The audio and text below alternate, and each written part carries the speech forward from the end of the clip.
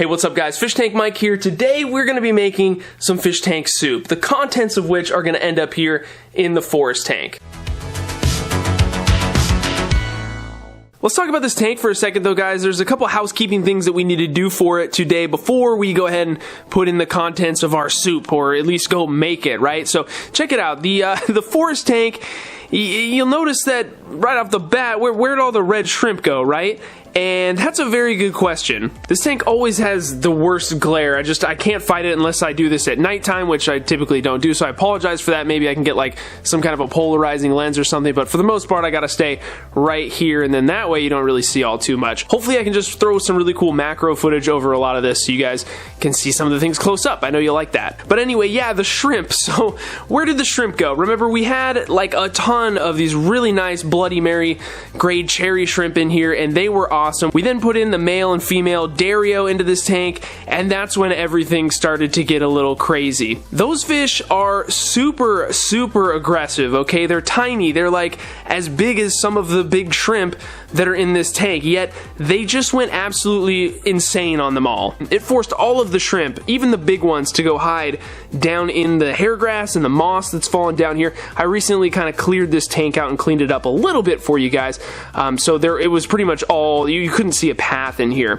They were just all hiding down there. Since then, I've taken those shrimp out because they were just getting bullied way too much. I mean, all the babies had been totally eaten by the Darios, which was kind of the plan, but the fact that the bigger shrimp were getting just totally harassed was not going to work out. So I pulled those out. I started putting them into the wine glass that's on the other side of the room, and so they're hanging out in there for now. It's like screaming right now at the amount of hair algae in this tank. Back, like, I think it was a couple weeks before we got the Dario fish. This was now like, I think almost 2 months ago, maybe even longer than that. I'm not sure. The CO2 ran out on this tank, and for me to go get CO2, at least the paintball cans that you see right here, I have to go and drive for like an hour and a half to go and get those. So of course I put it off for way too long, and that's one of the reasons why we see so much algae in this tank.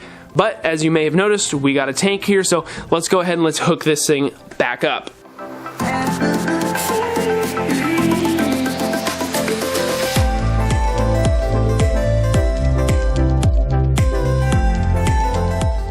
So we got our CO2 running again, guys, and this isn't the best spot in the tank to do it. I don't remember exactly why I put it there to begin with.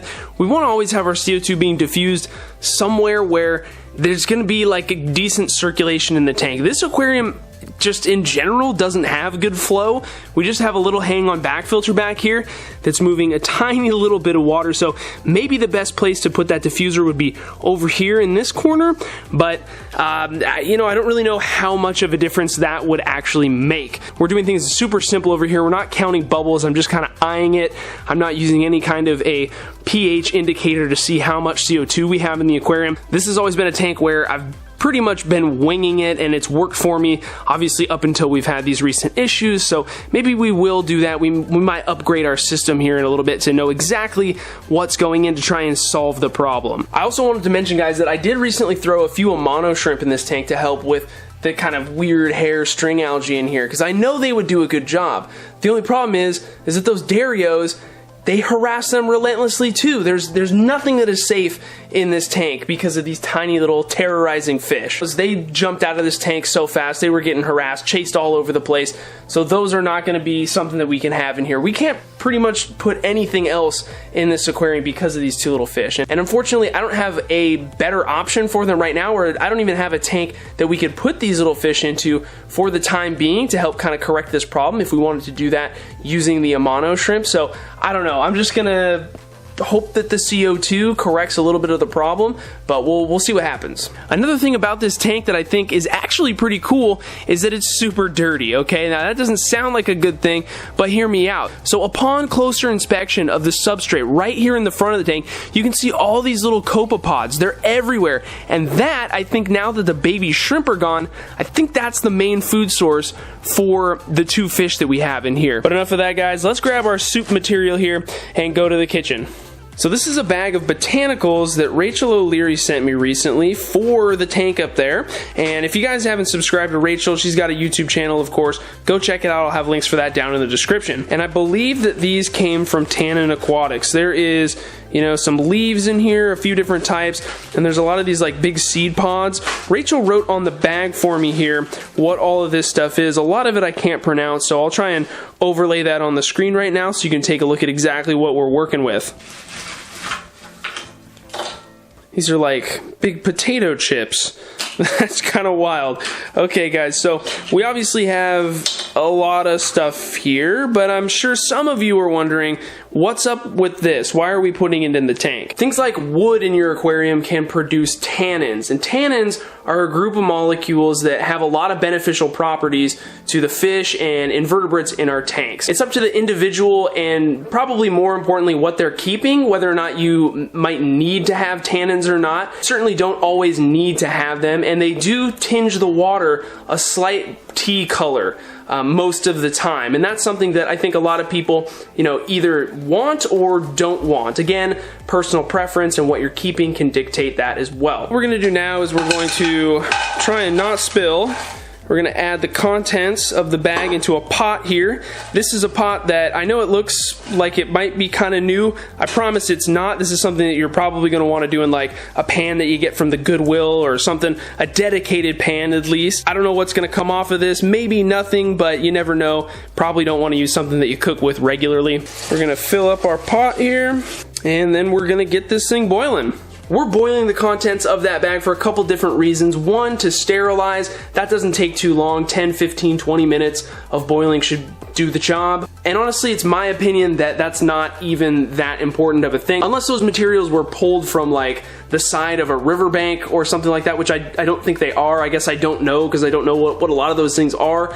But the likelihood of them having an aquatic pathogen is probably pretty low. But I guess you never know, so sterilizing your stuff never hurts. Two, it's going to help tone down the tannins a little bit. At least I'm sure that stuff is pretty potent. So if you were to just put it in a tank, A, it's going to float, B, it's probably going to produce a ton of tannins. You might not want that much, so boiling is going to help to get some of those out of there. And then I already mentioned it to help those things sink, because as you can tell, these are all just going to float in your tank. So boiling is going to help to release as much air out of these things as possible and then get them to sink a lot faster, and maybe even immediately. Tannin Aquatics has a little prep guide that says, hey, boil this stuff for like an hour and then let it sit in fresh water for like a full day. We're not going to go through all that because I want to get some of this stuff in the tank. Probably some of it'll float, maybe, you know, a lot of these bigger things will, but we'll just see what happens. And actually, guys, I totally just forgot. I wanted to break up a lot of these pieces before we boiled them. Maybe let me take a few of these out here. These are pretty big. We want to maintain the scale of our aquarium up there, which is obviously a pretty small scale. So let me grab some of these big husks or seed pods or whatever, and let's go hit them with a hammer. Turns out I could just break up a lot of these pieces by hand, guys, so no need for the hammer, but we got ourselves a boil. Now we're going to turn it down a little bit. And where did my thingy go? Stir our fish tank soup up a little bit here. Make sure we get good coverage, and I can already tell that some of the leaves are starting to sink in here, which is good. And we're just going to keep this at a rolling boil here for another 20, maybe 30 minutes tops. It's now been about an hour, guys. I decided to leave it in a little bit longer. I think a lot of this stuff is gonna sink. Let's go ahead and let's turn this off now, and let's wait for it to cool off. That is the result of the boil, guys. And that actually smells really nice, guys. I can't really describe it, but it's not bad. I kind of dig it. As I'm sure most of you guys can tell, a lot of these pieces are just too big for this aquarium. Like, obviously that's not gonna work, but it would be great for, you know, a bigger tank, something that, you know, maybe you're not trying to go for the whole natural biotope look. This stuff is great for that, but just, you know, a scape that has a little bit larger of a scale where this stuff isn't gonna just stick out like a sore thumb. Luckily, though, we do have a lot of leaf litter down here at the bottom, which I'm trying to find. I have some of it here. Let's pull those up, like these little leaves right here. I'm just going to stick them in the tank here, maybe break them up a little bit, and just kind of sprinkle them around and let them fall where they fall. This guy's already out investigating, seeing what the heck is going on. And we can also take some of these larger pieces that I already kind of broke up and just break them up even smaller. Once you get these super soaked like this, they do, you know, they don't want to snap in half. They are very soft, so you might have to even come in here with some scissors like I'm about to do here in a second and cut up some smaller pieces. So I ended up only using a little bit of the pot, guys. You can see over here we have like pretty much all of it left. We'll go ahead and we'll save that for another tank. So while the end result is pretty subtle, I think it's going to end up having a pretty big impact on the tank overall. Remember, we saw the copepods earlier at the very front of the substrate here, guys. These botanicals are just going to help create even more of a perfect environment for these little micro crustaceans to grow on, and that's just going to provide more food for the Darios. These botanicals are going to break down over time. This amount in this volume of water, this is only a 10 gallon, but we didn't use that much, so it shouldn't really tint the water all too much. It might a little bit. I'm really thinking we won't really see any of effect with just the few amount of leaves we put in here. Certainly if we added a few more of these big, you know, seed pods, then we might see a difference, but I think we're going to keep the same level of clarity that we have here. Only time's going to tell, but I think we're going to keep the overall effect that we want to have with this tank, which is of course a clear tank, or a relatively clear one where we can still see our fish perfectly on camera. So yeah, guys, I mean, that's pretty much the forest tank right now. I'll keep you updated on how well the addition of CO2 back to the tank helps with our little algae problem. I'll also, of course, let you guys know, you know, what we end up doing to really get rid of this algae. We'll see what the CO2 does, but if all else fails, we'll just have to add some more Amano shrimp, maybe pull these guys out for a few weeks and just let the Amanos go to town on this thing. I don't think we're going to have a big problem with the algae coming back once the Amanos eat it, as long as the CO2 problem was really the problem. Then if that solves it, we're all good. But yeah, guys, I think that's going to do it for today's video. Thank you so much for stopping by and hanging out with me. If you didn't see the creation of this tank and you're interested in how we built this thing, I'll have a link for that in the description somewhere as well, so you can check it out. It'll also be right here coming up at the end of the video. So there's a bunch of videos on this tank. If you want to learn more about it, definitely check that stuff out. Thank you again so much for watching. Don't forget to subscribe if you're new. Hit the like button if you liked today's video. And yeah, we'll keep doing our thing over here, and we'll see you in the next one. Thanks, guys.